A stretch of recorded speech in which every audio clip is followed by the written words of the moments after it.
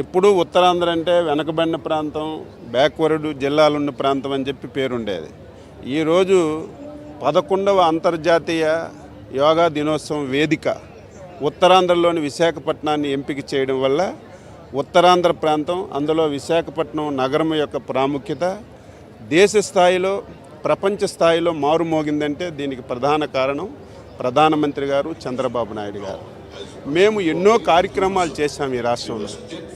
గత నెల 21వ తారీఖున ముఖ్యమంత్రి గారు యోగాంధ్ర అనే కార్యక్రమాన్ని ప్రారంభించి, ఇది ఒక ప్రెస్టీజియస్ ప్రోగ్రాం, ఇది వరల్డ్ గిన్నీస్ రికార్డులోకి వెళ్ళాలి, ఇది ప్రపంచ స్థాయిలో ఒక చిరస్థాయిగా నిలిచిపోయే ఈవెంట్గా ఉండాలి, 5 లక్షల మంది రావాలి, ఈ రాష్ట్రంలో 2 కోట్ల మంది ప్రజలు ఈ కార్యక్రమంలో పాల్గొనాలని ఒక టార్గెట్ ఇస్తే భయపడ్డాం.